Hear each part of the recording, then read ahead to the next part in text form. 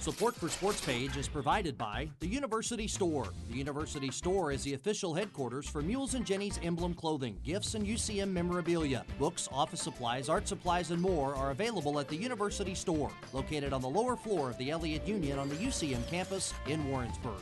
And promotional support for Sports Page is provided by 1450 Cocoa, 98.5 The Bar, and WarrensburgRadio.com. 1450 Cocoa, 98.5 The Bar, and WarrensburgRadio.com, the radio home of UCM Athletics. Mules football has won 3 straight games, outscoring those opponents 154-23. And coming up next on Sports Page, Mules football coach Jim Svoboda stops by to talk about the keys to the recent success in this Saturday's season finale at home against Fort Hays State.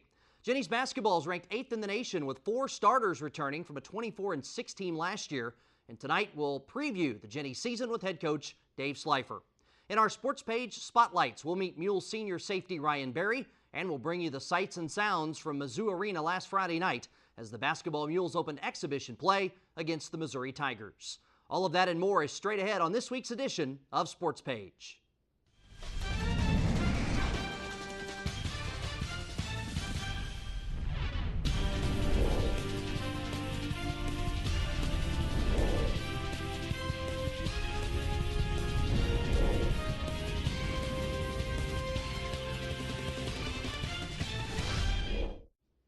Hello again, everybody, and thanks for watching the University of Central Missouri Sports Page. I'm Sean Jones, and joining me to kick off the show is Mules football coach Jim Svoboda. Coach Svoboda, welcome back. Hi, Sean.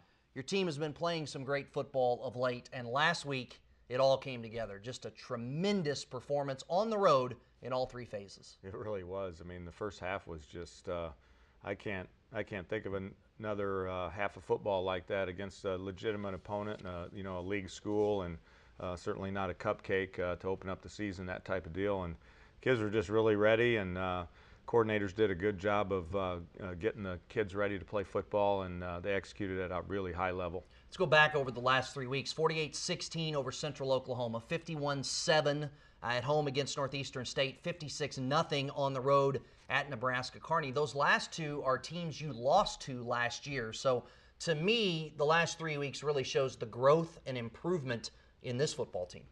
It does, and we got some guys that have been playing together for a few games now, and they played obviously against some very tough competition. They know that they're right there going through those games, and the execution has just really been remarkable. I was talking to you before the show. We've had a lot of good seasons here, a lot of winning seasons at Central Missouri, and there's been a lot of years where you're setting at 5-4, 6-4 near the end of the season, and just about everybody associated with the program's not completely crushed the way the season went, but they're not exactly ready for it to go on.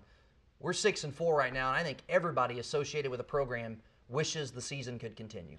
Yeah, I know the kids are really having fun. They love playing the game, and practices have been fun. The coaches are still energized. It helps when you know you got a bunch of guys coming back too. So you're playing for more than just the season. And what's really capped it off is our seniors have been so awesome. They're really have bought into what we're trying to do here, and they want to see us do well in the future. So they've taken that accountability and really set a good example for our young guys. And you've used an example from your coaching career previously in '97 when Northwest Missouri turned the corner when you were offensive coordinator and then won the national championships the next 2 years. That those '97 guys always felt like they were a big part of it, of turning the corner, and they were. And I know you've asked these seniors to try to help shape the aha moment down the backstretch of their careers where it all comes together, and so far so good here down the stretch of the season. Yeah, for sure. And we talked about at some moment, at some time, we'll have that feeling that it's we kind of got the corner turned in terms of where we want to be, and those seniors can look back and say we were there when it happened. We know exactly when it happened, and because they've really dedicated themselves to the program, they can sure take a lot of pride in that. And on the other side of the spectrum, the last 3 games you've played so well, not only have the number 1s that are young guys had a chance to continue to grow as players, but your 2s, 3s, and 4s have got a chance to play valuable minutes. No question, that's important. I think what's really telling about when those guys get in the game, our backups get in the game, is the difference between our backups and the other team's backups, which means the future's bright. You know, those kids are excited. They get into play, and they're really talented too. That was a comment made in the Kearney Hub this week by Daryl Morris, the head coach at UNK, very complimentary of the fact that he said it shows how far they've got to go because of the talent of our 2s and 3s that were out there. To him, it showed how far they have to go, which I think on the other side of things certainly shows how maybe close we are to some greatness here. We like to feel that way, and of course we've had the plan to build the program that way, to have depth in this rugged conference.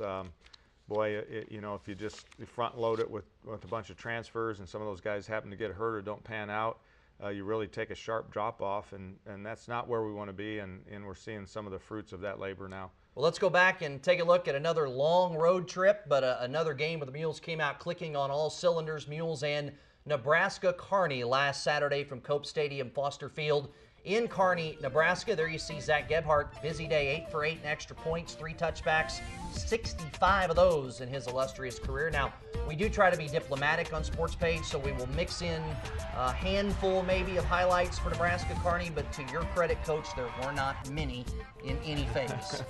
Defense really played outstanding, and they, you know, that's a team that's moved the ball on about everybody they've played, and you know, we, after the first couple of series, we got to beat on them, shut them down.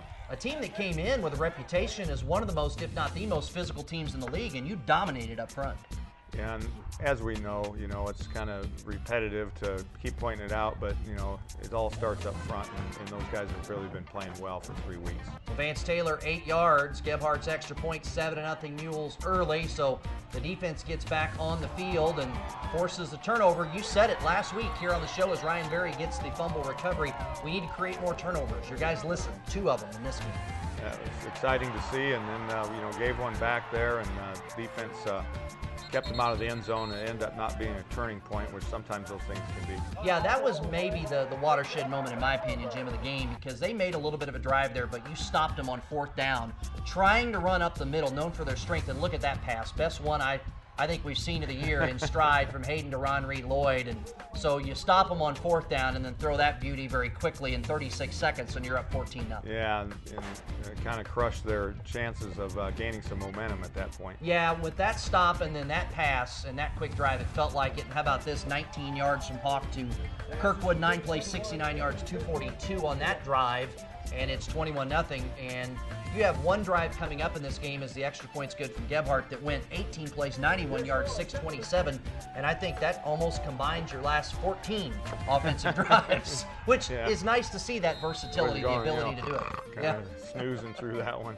We had a couple of those. The 2s had one like that too. Nice to see that versatility, though, as there you see, again, Nebraska Kearney, a team that likes to run the option, but the Mules stopped it. And what a day for Hayden Hawk. What a half for Ron Reed Lloyd as well. There's Lane Moore from Wahoo, Nebraska. Got his family in the crowd there in the heart of Nebraska in Kearney. And there's, again, Anthony Kirkwood from St. Louis McClure North slithering into the end zone for 19 yards, back-to-back 19-yard pass plays from Hawk to Kirkwood, and now it's 28-0. That was an 18-play, 91-yard drive for the Mules. Yeah, they had us backed up, and the kids just clicked those plays off, you know, one after another, and just drove it right down the field.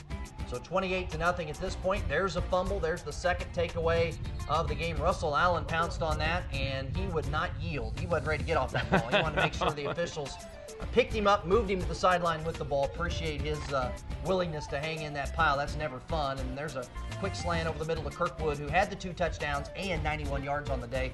And your team right there, and many times, Jim, converting on 4th down. 5 for 6 on 4th down in this game. Yeah, and I think the last one was way at the end of the game when it was 4th and 17. We just decided to run the ball there. So we were 100%. Right. Freshman Ray Harris with the touchdown. Gebhardt's extra point good, 35-0. How about that pass? Wow, he dropped that right in there. Threw that. I went, oh no, and what an, incredibly accurate that kid is. 23 for 26, folks, for Hayden Hawk in the first half. 23 for 26, 328 yards, 4 touchdowns, including that one to Andrew Baker, his first career touchdown, freshman from Urbandale, Iowa. Number 4 on the day for Hayden Hawk in the first half, and it is all Mules, 42-0 in the break. And here's Hayden, with the opening play of the second half. We run back for a touchdown, great play. He gets on the headphones and said, "Can we get Pete in now?" Our backup. Yeah, and that's awesome. And there you see Mike Peterson, who we've called Mr. Mule, kind of epitomizes the program, 5-year guy. He's 7 for 7 throwing the ball, and the sad thing is, you had to coach against yourself. You had to figure out ways to stop you. Let's be honest, we were rolling so much, you had to have Petey stop throwing after he was 7 for 7, and you started handing off up the middle because you were trying to do the class thing, and that's tough because you want those kids to be able to play too. Yeah, and if they still blitzing, then I don't feel too bad about passing, but they finally settled down, and we ran the ball almost every play, and that's too bad because I'd like to get Mike Peterson a touchdown pass. He's been close a few times in his career, and the kids are aware of it too. And these handoffs right here are the ones I'm talking about. I mean, you're just running it, and there's Evan Campbell. He's so tough. He runs it down inside the 5. You're just trying to figure out ways to keep it between the tackles, but you got some tough kids. Your backup O-lineman and Kellen Kemp there, and there you see the final numbers, 56-0. What a performance for the Mules. 406 passing yards, by the way, on the day. Most of that in the first half, and that's 9th in school single-game history. 8 different Mules caught passes. Mules 56-0. How about the defense? First MIAA shutout for the Mules since 04. First overall since 06. Once again, got to tell you about Hayden Hawk's half. 23 for 26, 328 yards, 4 touchdown passes. Unofficially, that's a school record for touchdown passes in a half. Ronry Lloyd, 12 catches, for 188 yards and a touchdown. The 12 catches, third most in a game in school history, to 188 yards, fourth best in school history. Anthony Kirkwood, 2 TD catches. Levance Taylor, 2 TDs, including a 96-yarder you did not see on a kickoff return for a touchdown, first since 2010.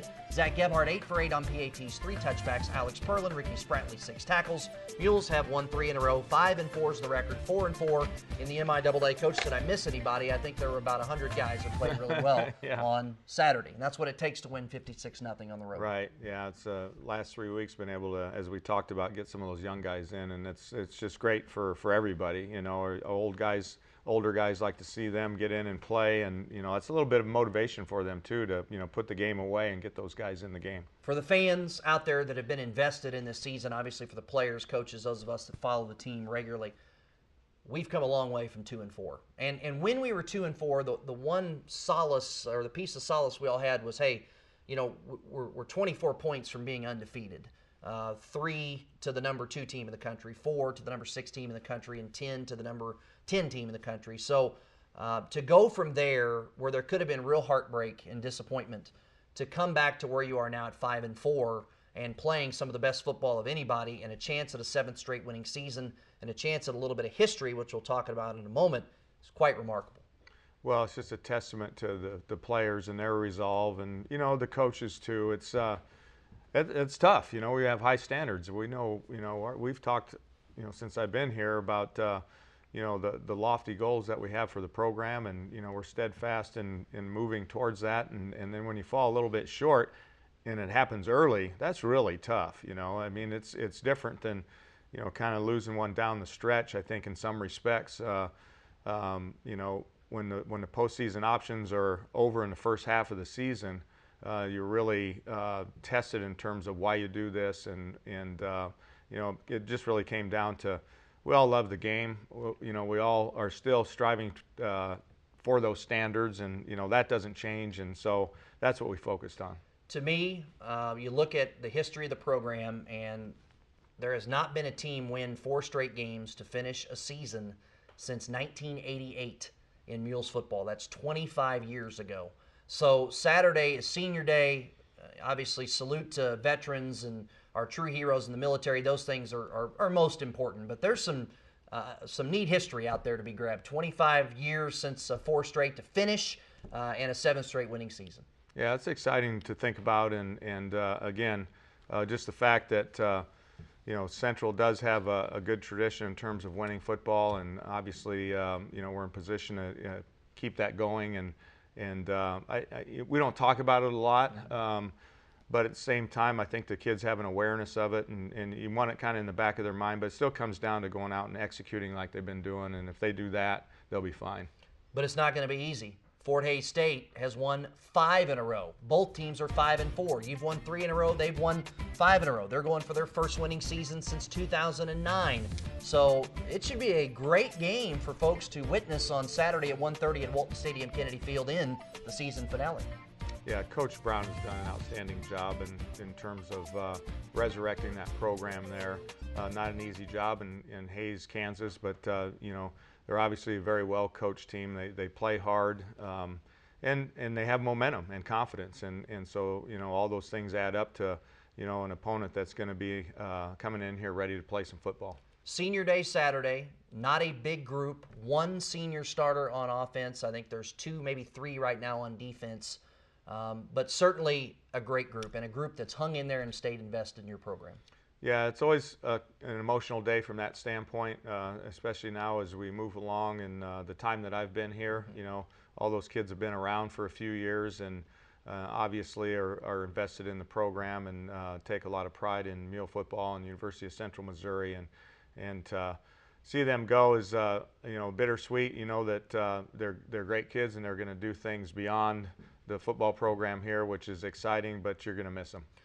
In about 30 seconds, what's next for you and the coaching staff after the game on Saturday? Take us through the next couple weeks. Well, we just had a staff meeting before the show, and most of it is recruiting and prioritizing recruiting, your off-season program, you know, making sure that you jump right back into it because, you know, next season starts basically Sunday or Monday. You give the kids a little bit of time off, but knowing our guys, they'll be guys in there lifting even if it's not required, and so it's mostly that.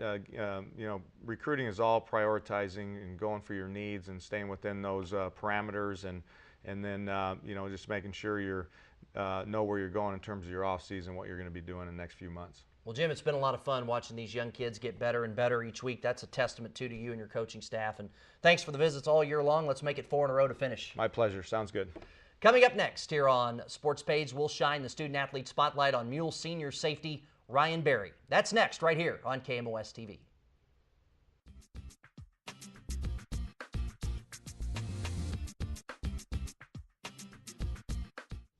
And welcome back to Sports Page here on KMOS-TV, Missouri PBS. In this segment, we shine the UCM student-athlete spotlight on Mule senior safety Ryan Berry.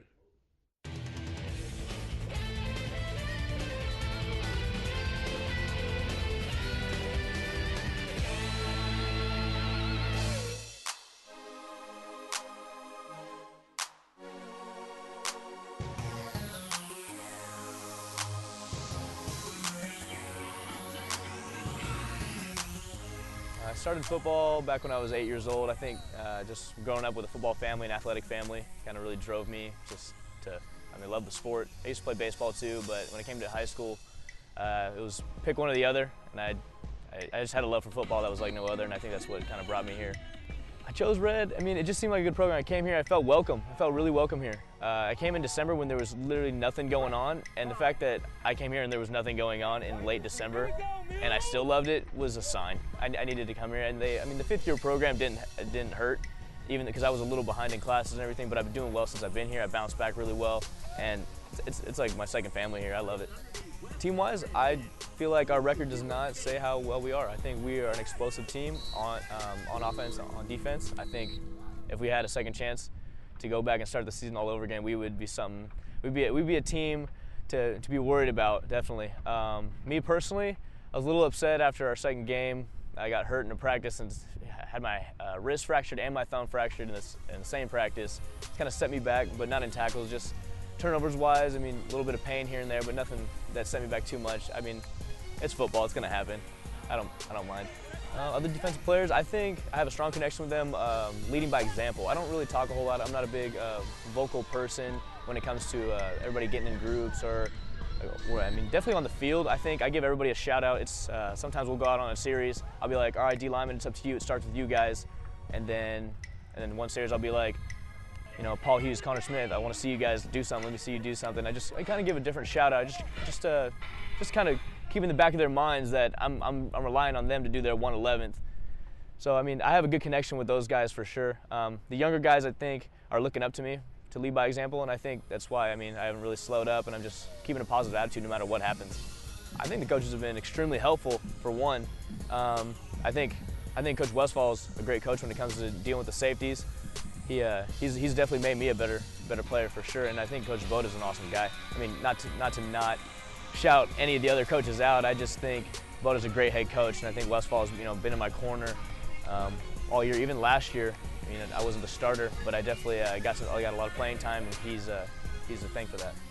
Well, this last game coming up, I just want to go in with a positive mindset, keep my head held high. I mean, I've ran my course here. All I need to do is graduate now, and I mean that's a great feeling. Yeah, it's mixed feelings. A little sad that football is about to be over. I mean, I may have another shot, but you never know, really. But I at least have a backup plan. I have a future to uphold, and I'm proud of what I've done so far. I'm excited. I'm excited to live the rest of my life now that football's over. It's a little nerve-wracking since I've been playing since I was 8. It's like, what do you do now? But I mean, I think I'm just gonna further my career in kinesiology, which is own a gym studio, personally train people, mostly athletics, maybe a little CrossFit. It just depends. I want to be very versatile, have a really good relationship with pretty much anybody I encounter. There are countless people that I could call out right now. I would just have to say my parents in general, my dad and my mom. They just, no matter what, they were in my corner. My dad in general, if he could come to my practices today, he would come to every single practice. He would get off work, he'd figure it out. He'd still get his work done. He'd get up at 3 in the morning if he had to. My dad would definitely be in my corner. I think he has pushed me to better myself. I mean, not to say that my mom isn't awesome, because she is, but I think my parents just in general just been always behind my back. And there's always coaches in high school. There's always 1 or 2 people that I got love for. I got Pernell Sullivan, my receivers coach. I've had trainers throughout the years, different trainers. Strength and conditioning coach Teeter here, and all the guys that help here. I mean, they're great guys. I have a great relationship with them too. So we have fun, but at the same time, they're always pushing me. They're always making me better. Same with anybody else that I've encountered, especially coaches-wise. I would like to definitely touch on how I've grown. I've grown a huge amount. Junior college, I came from a junior college, and even then I was still doing things just to get by. Here I'm actually pushing myself. I'm really just trying to pick myself up as a human being and just be a good person, just be better in the classroom, better in football, better idol, just a better friend, you know what I mean? And I just can't wait to get my career started, because it's something I've always loved. I've tried different other careers. I want to be a firefighter at once. I mean, just some things. This has just been my passion. I think this is a really good spot for me. I think UCM was the perfect home, really, and definitely when I was in my position. I just want to say thank you. I mean, there's been a lot of doubters, but I mean, I think that's what pushes people. And family-wise, I couldn't have asked for a better family. I couldn't ask for my brother, my grandpa, my grandma, my aunt, my uncle, my cousins. Like, everybody has flown out here to come see me play, and it's a big trip. It's not something you can just drive to in a couple hours from Southern California. And I think that's huge that they still support me to this day. I mean, we've even had random family friends that I've known that were my old neighbor had just come to visit me, and I think that's big to have in your corner, to have something so positive pushing you, and I'm really grateful for all of them.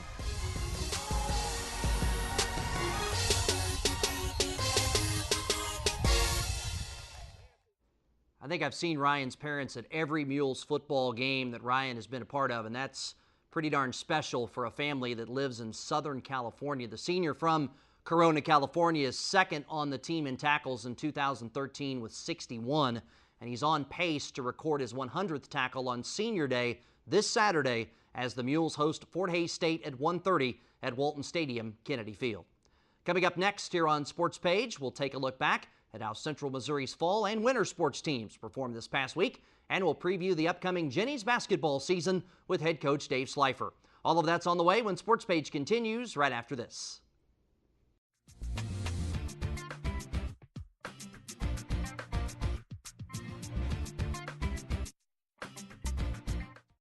And once again, thanks for watching Sports Page here on KMOS-TV. Coming up in just a moment, we'll visit with Jennies basketball coach Dave Slifer. But first, let's take a look at how the Mules and Jennies performed this past week. And it's a busy time for UCM sports. The 5th-ranked Jennies volleyball team continued their roll this past week, going 3-0. Friday night, the Gens beat SBU and Bolivar 3-1. Julia Bates had 48 assists, Annie Riley, 21 digs and 5 service aces. On Saturday, the Gens returned home for the first time in a month, hosting Lindenwood, and Annie Riley had 26 digs in the 3-1 Jennies win. Riley from St. James Academy in Overland Park, Kansas, was named the MIAA Specialist of the Week. Tuesday night, the Jennies welcomed Northwest Missouri State to Dr. Peggy Martin Court at the Multi, and the Gens continued their role, defeating the Bearcats 3-1. Taylor Goodness had 18 kills and 3 blocks for the Jennies. With the wins this week, UCM now 26-1 on the season, 12-1 in the MIAA. The Jennies have a half-game lead over Washburn and a 1-game lead over Nebraska Kearney with 3 regular season matches remaining. Gens are ranked number 2 in the first Central Region rankings. The Jennies soccer team closed out the regular season in style this past week, beating Northwest Missouri 5-0 last Friday in Maryville. Becky Lackey and Julie Ireland had 2 goals each. On Sunday, the Gens beat Lindenwood 4-0 in St. Charles to clinch their 4th straight outright MIAA title. On Tuesday, the Gens opened play in the MIAA tournament as the number 1 seed, hosting 8th-seeded Central Oklahoma out at South Rec. It was raining, windy, and miserable during the match. UCO had to play in those same tough conditions, but no doubt the very soggy field neutralized the Jennies' speed advantage greatly. Sarah Purcell of UCO was tremendous, though, in the tough conditions. She had the hat trick as the Broncos beat the Jennies 3-1. So now the Gens have to wait until the NCAA tournament selections are announced Monday night at 6:30 at ncaa.com to find out their fate. The Jennies are 12th in the country this week. They're 14-3-2, 9-1-1 in the league. So a 4th straight NCAA tournament berth and 6th in the last 7 years under Coach Louis Theobald is expected for the MIAA regular season champs. The UCM basketball Mules have 10 new faces on their team coming off back-to-back conference crowns, and the new-look Mules played very well in their 2 exhibition games against Division I competition since our last show. Friday night, the Mules led Mizzou 45-43 at the break. They led by 8 in the second half before Missouri took the game over from 3 and at the free throw line where they outshot the Mules 45-13. In the end, the Tigers beat the Mules 92-79 in what was a good test for both teams in exhibition play. Monday night, the Mules were in Clarksville, Tennessee to take on Division I Austin Peay out of the Ohio Valley Conference. The Mules again played hard, played well together, got outshot at the free throw line, and fell short 78-75. So a lot of talent on this young Mules basketball team and some guys that are going to be fun to watch to come together this season. We got to witness that same type of chemistry and talent coming together last year as the Jennies basketball team had several new faces. They won 24 games. They went undefeated at home. They competed in the MIAA tournament title game, and they advanced to the NCAA tournament. And this year, most of that talent returns. 4 starters are back, including All-American Kiana Flax, and the nation has noticed as the Jennies are ranked 8th in the country heading into the 2013-2014 season, which begins in earnest Saturday night at 7 as the 8th-ranked Jennies host number 23 Minnesota State at the Multi. Joining us now to preview his 10th season at the helm of Jennies basketball's head coach, Dave Slifer. Coach Slifer, welcome back. Great to be here, Jonesy. Well, it's an exciting time. 4 starters back, 24 wins last year, and you've got a National Player of the Year candidate in Kiana Flax. So I know you and the young ladies are excited about this season. We're very excited. We feel like we've got a lot of players that can really contribute this year. You know, we're led by Kiana Flax, but we've got some other players that are very talented that have a lot of experience, and we're excited to put that product on the floor. You know, I mentioned the 2 exhibitions that the Mules played in with the 10 new players.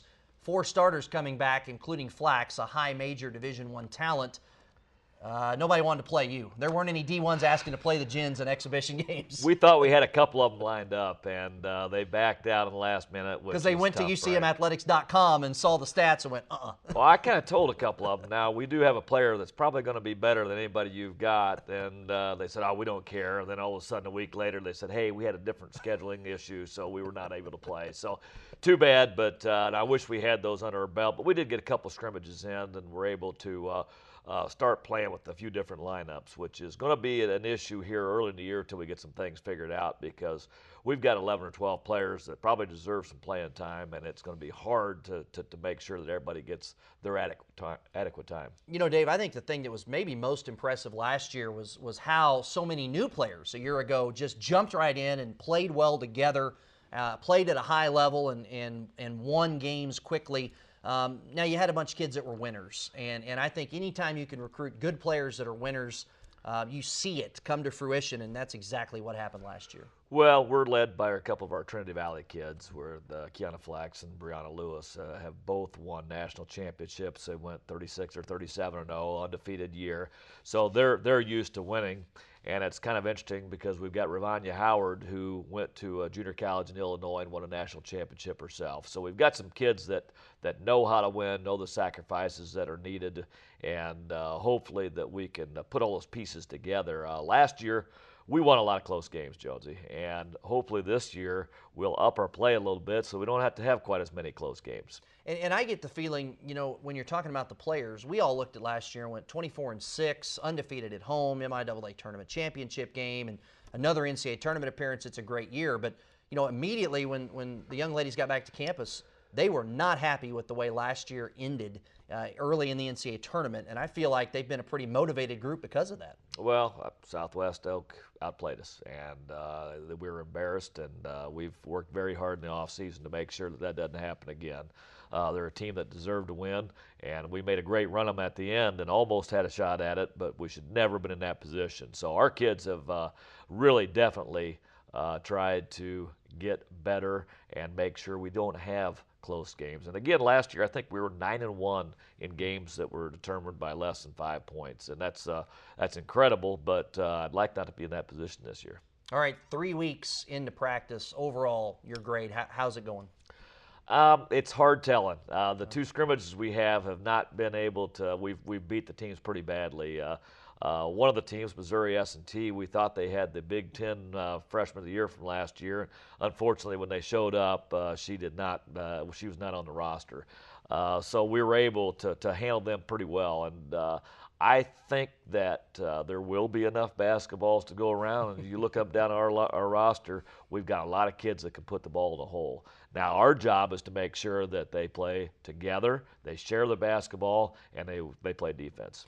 Is that the biggest thing in going from very, very good to elite? Is it the defense, sharing the ball? What do you see as the big points of emphasis to give this team a chance at a special season? Well, one of the things that we've got to be, it's a great problem to have, is that Shelby Winkleman and Kiana Flax have to play together. Last year they only got to play together for 5 minutes before Shelby ACL'd. So if we can make sure that both those kids look for each other, I think that, and they will. Those kids want to win. It's just different they're both very, very talented kids. Well, obviously Shelby Winkleman made quite an impression last year as a freshman. She scored 42 points against Emporia State on December 8th. Remember it like it was yesterday. We go out to Vegas December 18th. Flax is able to play. You get those two players together, and she ACL'd in that game. Everybody wants to know, how's Shelby doing? Is she ready to go?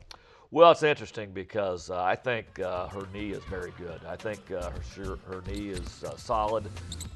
She does. Anytime you come off an ACL, you're going to have some issues mentally of just having the trust into it. And everybody needs to realize that she's only played 8 college basketball games. Everybody remembers that 42 points, and she does too. And she goes, I hope everybody realizes that it's not that easy to do. And that was before Kiana Flax played. And I'll be honest, Kiana Flax is going to get some shots up. Love Shelby, love Kiana. She's not getting 42 with Kiana on the floor. No, absolutely That's a good not. problem to have. No, that's a great problem to have, and she could care less, Shelby. She just wants to win, contribute.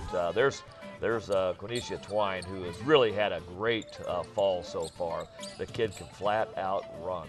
And we just saw a post, Ravanya Howard on the inside. You're counting on her a lot. I mean, you lost Nicole Cadell.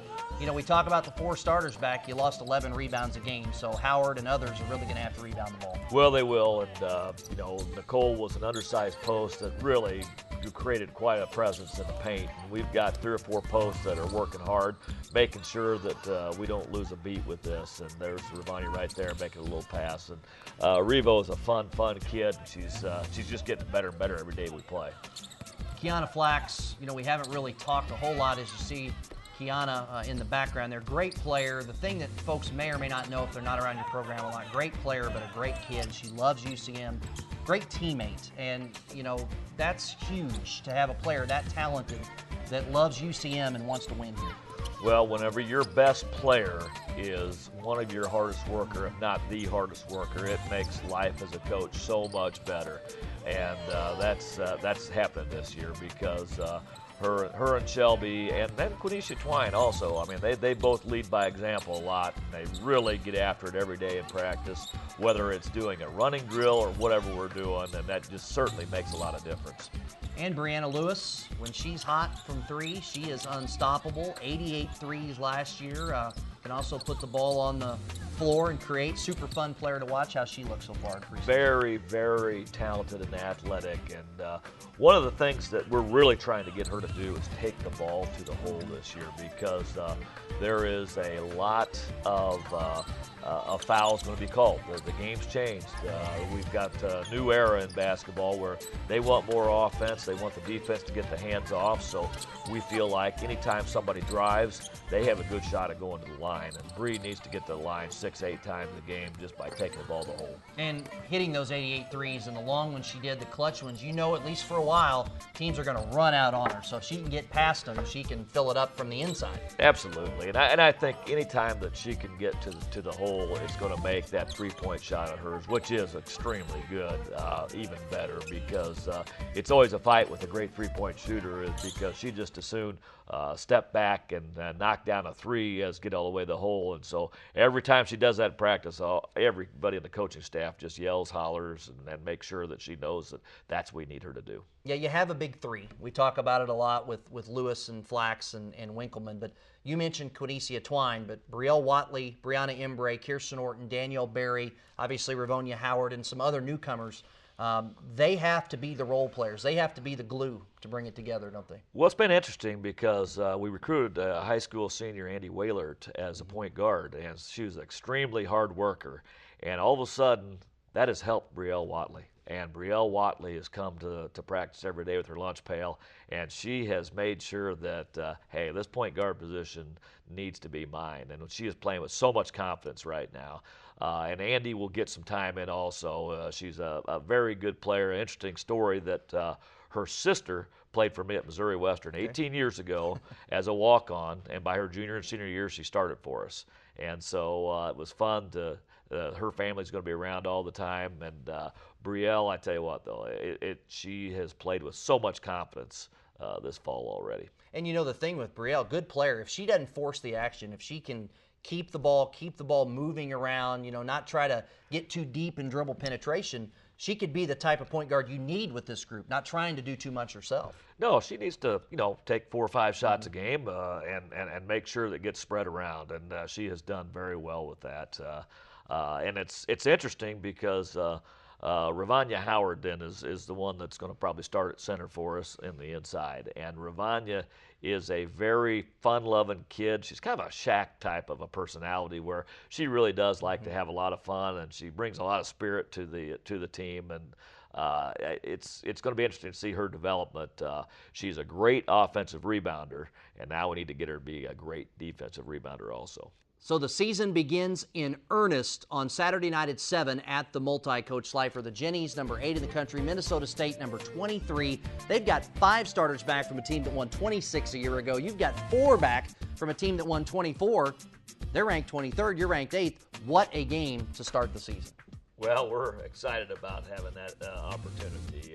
I did fire my scheduling coordinator, which is myself, but we saw them play last year, Jonesy in the regional, and they are a very, very quality ball club with everybody back. And we do have a return game next year up at their place. You have always done a great job of scheduling for the NCAA tournament. Now, the key with that is you've got to win some of those games. So this is a tremendous opportunity for the Jennies, a top team in the MIAA against the top team for the Northern Sun. This game's going to carry a lot of weight in March. Well, it is, and it's one of those games that it's played in November, but in March it still counts the same as if you played it last week. So we've got to find a way to manufacture a win here at home, and we'll have an advantage over the Northern Sun the rest of the year. And Slife, I've told the fans a few times, this is the best season opening game a Jennies basketball team has ever played in Warrensburg. The first top 25 showdown at home to start a season in school history for the Jennies. So hopefully we'll get a great crowd to come over from football over to basketball and watch this big game. We hear it from our great fans. We've got a lot of great friends that are fans who say, wish you played some really good teams early in the year. Well, folks, here you go. This is a big one to start. No, gone are the days where you'd play 8 NAIAs, be 8-0, and never come out of your own home court. So we're ready to play right away, and you know, the rules have changed, Jonesy. We're able to practice for a couple hours a week when we first get to school here. So we have no excuses. We know what we signed up for whenever they emailed and said, hey, we'd like to play you guys, and we knew what we were getting into, and now's an opportunity. And after this game, which is a big one, next Wednesday, doubleheader with the Mules at the Multi. That's William Jewell for you at 5:30. That's another Division II in-region game. It certainly is, and they're the GLVC. We've scrimmaged a couple GLVC's teams, and now we get a chance to play a team that presses all the time, and they are very guard-oriented, very heavy with talent at the guard position. And before we let you go, your pick first in the MIAA media poll, number 2 in the coaches poll. Not sneaking up on anybody this year. Gens are going to have a big target on their back, aren't they? Absolutely, and we should. And we're going to do everything we can to make sure that we take care of that business. Should be a lot of fun. Again, Saturday night, number 8, Gens, number 23, Minnesota State, 7 o'clock at the Multi-Slife. We'll see you there. We'll talk to you again here on the show in a couple weeks. Thanks, Jonesy. Just a moment here on Sports Page. We'll take a look back at the Mules Basketball exhibition opener at Mizzou Arena in Columbia against the Missouri Tigers last Friday night. That's next here on KMOS-TV.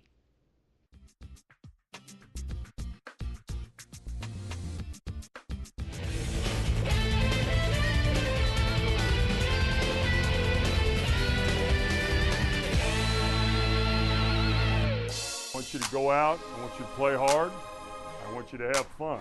I want you to have fun. This is a great experience. But most of all, we want to go out and try to win the game. Okay? All right? Ready to go? All right? I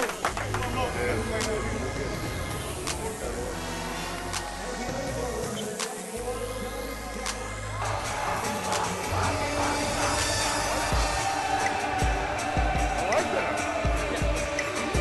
I like that. Good.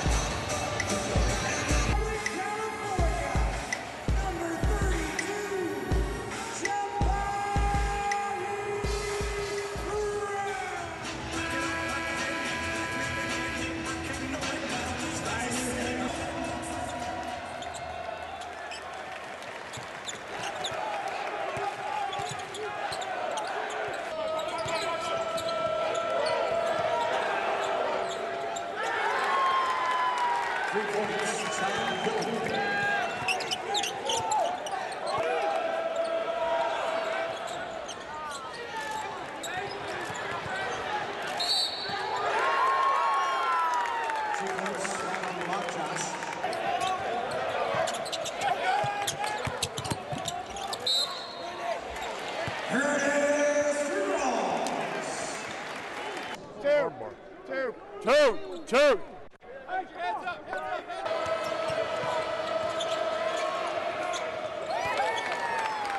2 points, 21 minutes.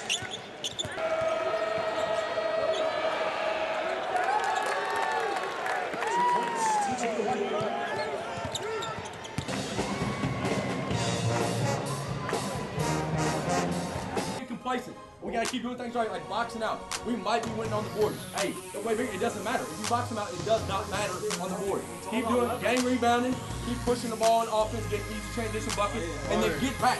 We gave up one on that 8. We scored a layup, they threw it 2 passes ahead and laid it in. That can't happen no more. Right now, I think that was fun. All right, now, here's the thing. Boys, this ain't supposed to be happening, right? So the coach over there, I'm sure, is saying some things to his team to get them fired up. So they're going to come out playing hard. They are going to come out playing hard. Hey, first 4 minutes, okay? All right. Hey, coach, 2, 1, 3, 7, 8, 6, 1, 2, 3, 4, 5, 6, 7.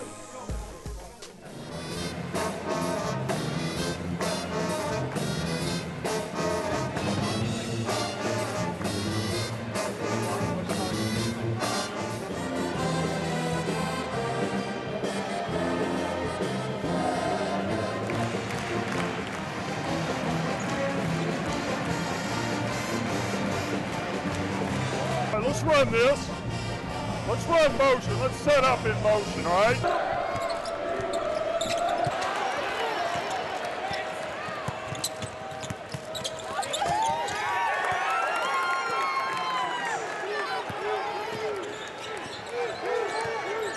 That elbow to prevent that pass from coming. Instead of standing in the middle, you got to come on.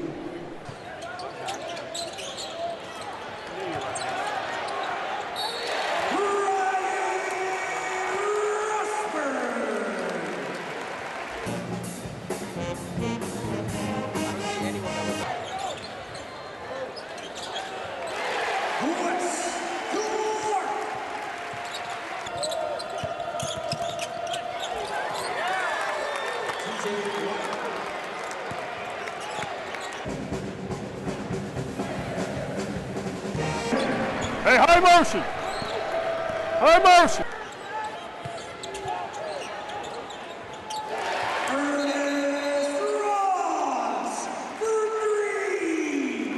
Hang in there. Hang in there. Let's come down. Guys, we're going to go backwards, play 2 zones. All right, 2 zones. You got to get back now. You got to get back.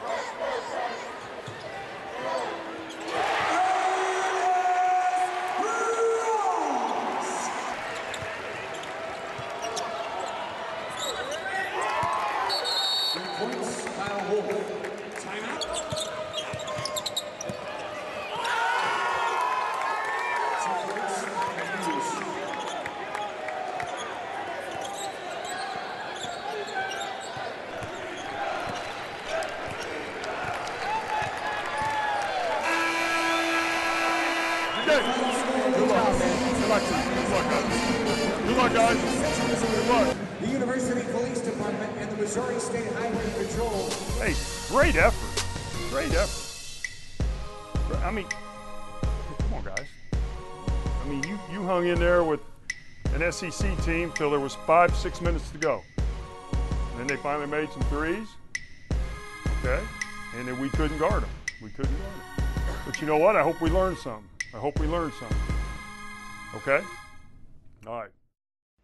The Mules open the season for real on Saturday and Sunday in Sioux Falls, South Dakota, as they face Northern State and Augustana at 4 p.m. each day in the Sanford Pentagon Basketball Classic. You can catch the games on 1450 Cocoa and WarrensburgRadio.com. Sunday's game will be broadcast on 98.5 The Bar as well. The home opener for the Mules is next Wednesday night at 7:30 as Tabor comes to the Multi. In just a moment, we'll tell you where all the Mules and Jennies are competing this weekend as Sports Page continues right after this.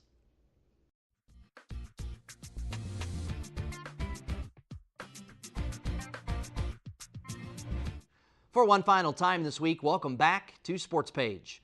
Before we put the finishing touches on this week's show, let's run down our upcoming schedule of events so you know where to follow the Mules and Jennies. And we start with Mules football. They go for their 4th straight win to finish out a season for the first time in 25 years on Saturday as they host the Fort Hays State Tigers, winners of 5 straight entering the game.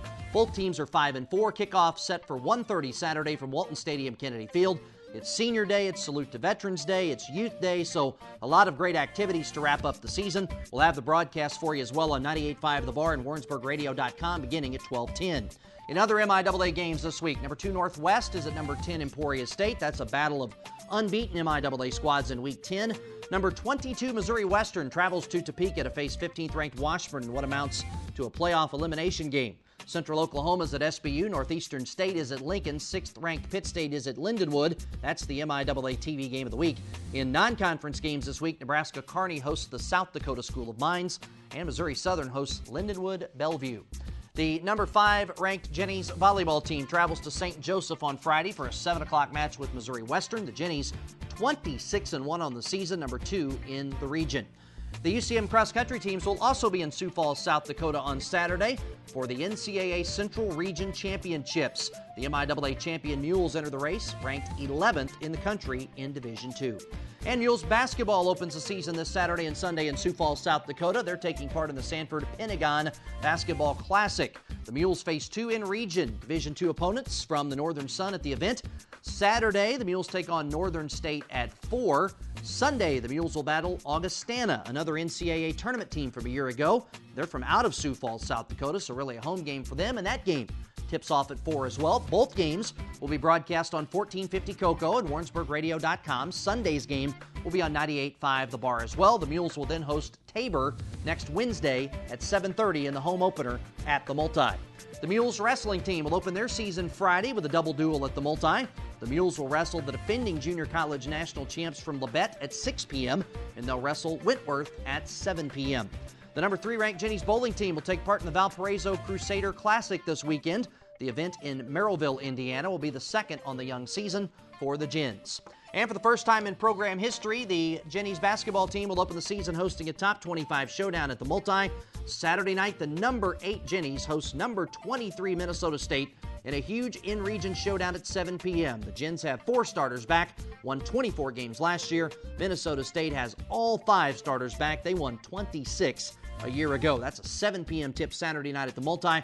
We'll have it for you on the entire UCM Sports Network. Next Wednesday night, the Jennies will host William Jewell at 5:30. That's a doubleheader with the Mules. That's at the Multi, another Division II in-region contest for the 8th-ranked Gens. And that is it for another edition of Sports Page. Busy times, lots of great things happening in UCM Sports. We hope you enjoyed the show. Until next week, for our entire crew, this is Sean Jones saying thanks for watching the UCM Sports Page here on KMOS-TV, Missouri PBS.